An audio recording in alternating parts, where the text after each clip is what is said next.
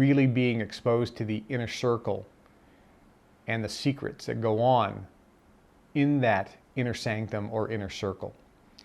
So you're seeing, this goes back to who do you listen to? Who do you listen to? Again, this is the real deal. Good comment. All right, let's carry on, shall we? So where we're at right now is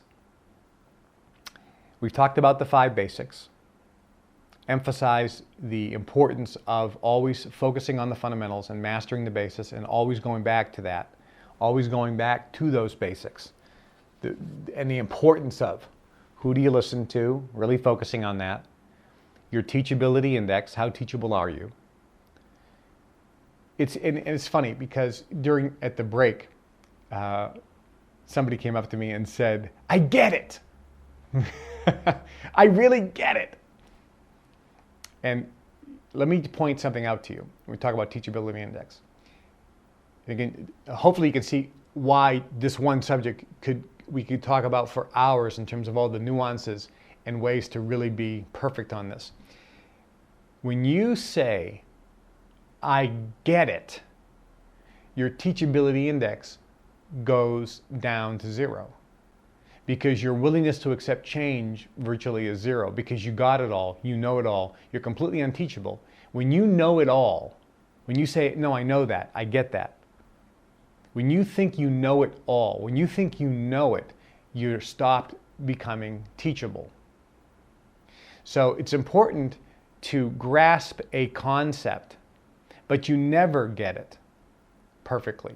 So the way really to be perfectly teachable is when you're listening to a concept, if you think you get it, that's good. You can't be confused throughout your whole life. And that's not what I'm suggesting.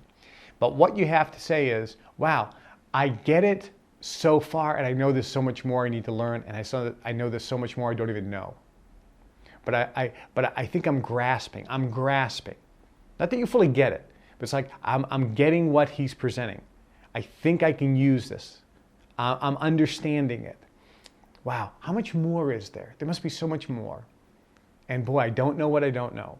So you have to have that balance. Again, complete willingness to learn and complete willingness to accept change. So we talked about the basics, teachability index, the training balance scale. And the training balance scale, at this point, you'll see, we'll talk about more on this later, but the training balance scale emphasizes that the thought process is the majority of what we're going to be talking about and the majority of where your focus should be on. And the skills, the techniques, and the how is what most people focus on, which is why they fail. So when you understand that training balance scale, you'll always be able to catch yourself if you're focusing on how we're going to do that. In business, which is let's talk about relationships. In relationships, people always say, I don't know how I'm going to meet my mate. I don't know how I'm going to meet my mate. I don't know how. And the answer is, I don't know how either. But the how is irrelevant. It's completely irrelevant. You don't have to know how. And the training balance scale suggests that the techniques and the skills are not that important. But society emphasizes to you that it is important because they want you to focus on that. That way you'll always believe you're never capable of achieving what you want. And that's one of the techniques that is being used globally to keep people in a state of never achieving. And again, that's the goal. The goal of the elite class is to make sure that they remain in the elite class and that everybody else remains virtually slaves. There's no uprising. There's no major, large groups of people realizing that they have power and rising to the level that they want to rise to. That creates competition and that reduces the power and control and the financial resources of the current elite class. So that's why it's happening. And then, of course, the 4 steps, ending with unconscious competence, where you're doing this automatically, you're not thinking about it anymore, and then it just happens automatically and you live your life. It's like you're a magician. Everything just happens perfectly. And of course, the 5th basic is to master the basics, focus on the fundamentals. Then we talked about the two powerful concepts. One is that your brain is both a transmitter and receiver of frequency, vibration, or energy. They're all the same. Pick the word, whatever you feel comfortable with. But it's similar to, but actually more powerful and higher than a radio frequency. So there's a couple concepts you have to grasp first before we teach you how to apply them. And if you have any questions, raise your hand so I can answer them. First concept. Everything on Earth is made of atoms. We all know that. We went to school, we know that. Everything is made of atoms. You also have to understand that throughout history, science has created technology or instruments that can see smaller and smaller particles. So back when atoms were discovered, scientists proclaimed with their arrogance that the atom was the smallest particle in the universe. And I say with their arrogance, it's like because that's all they could see. Their instrument could only see that far or that close up or amplify that much. So they could see an atom, and they then determined, since that's all they could see, but that's as far as their instrument would go, therefore the atom must be the smallest particle on the planet. Well, years later, when they developed a new instrument that could actually magnify even more powerfully, they found out that the atom is not a particle. And the atom actually consists of an electron circulating around a nucleus, protons and electrons. And then they said, oh my, this electron is also, it's smaller than an atom. Therefore, the electron is the smallest particle in the universe. Again, with their complete arrogance. Instead of saying what they should say, and they should say, look, with the instrument that we have right now, the smallest particle we can see is the electron. But obviously, there must be something probably smaller that we can't see yet. That's what they should say. But scientists are arrogant. So there's this electron. If again, for those of you listening at home, you know what an atom looks like.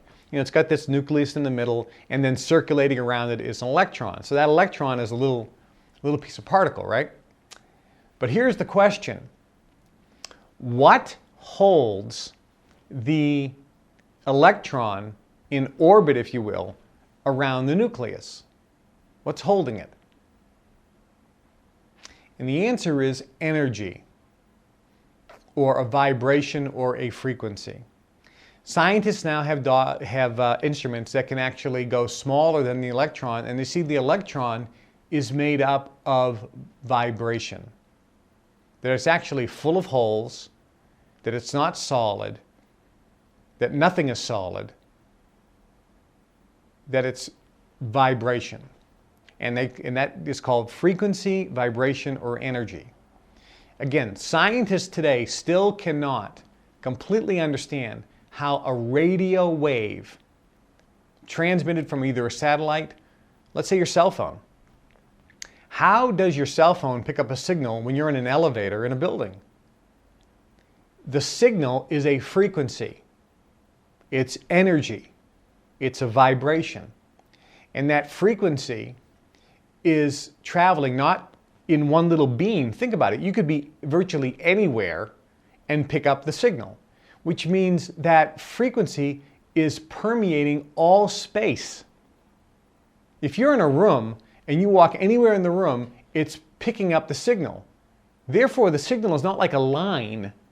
The signal is almost like a gaseous thing, which is permeating the whole room with a vibration. It's hard for a lot of people to comprehend. But that's what frequency or vibration is.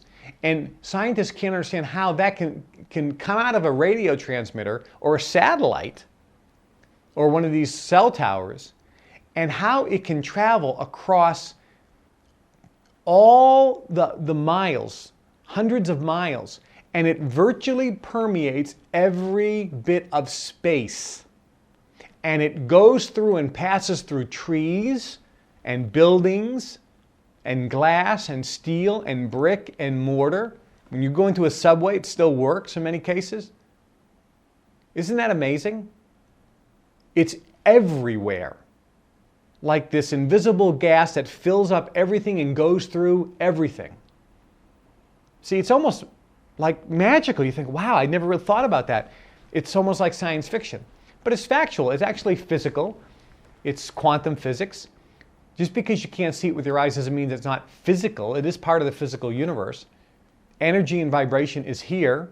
We just can't see it with our physical eyes. So that's the first thing you have to understand, that vibration exists, and everything on the planet is made up of atoms, which is made up of electrons, which is made up of nothing but energy or vibration or frequency.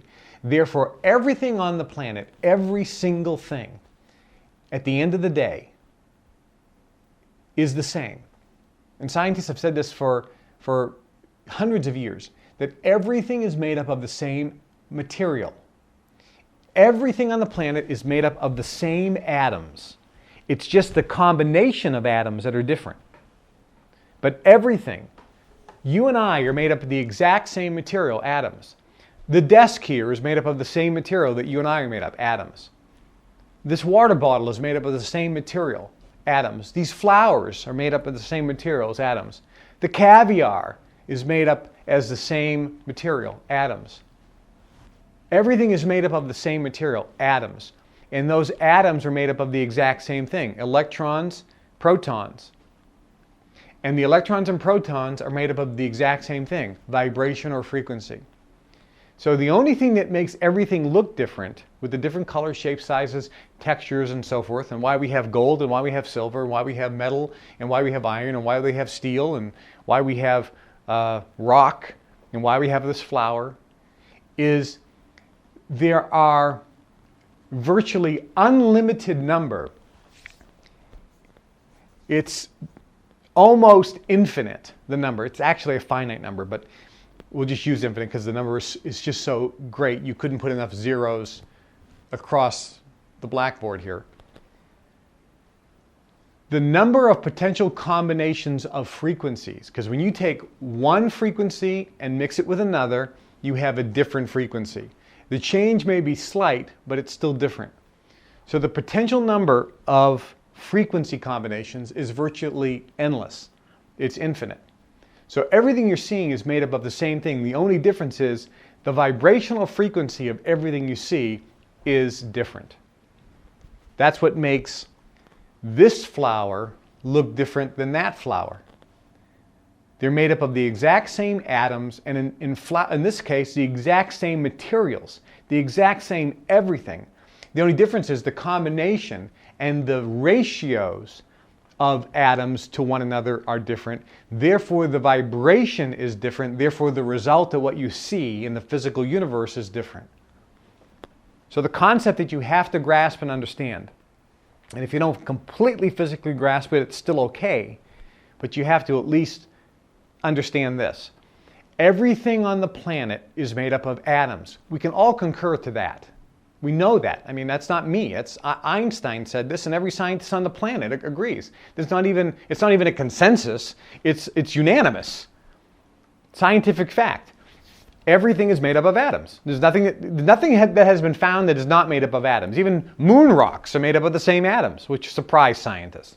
It's like there's nothing new. So everything's made up of atoms. Atoms are all made up of the same thing. And the electrons and protons in atoms are simply made up of vibration. They just vary. The vibration is different. So therefore, everything you see is made up of vibration. Or everything you see is basically a combination of different frequencies. Or everything you see is nothing but energy.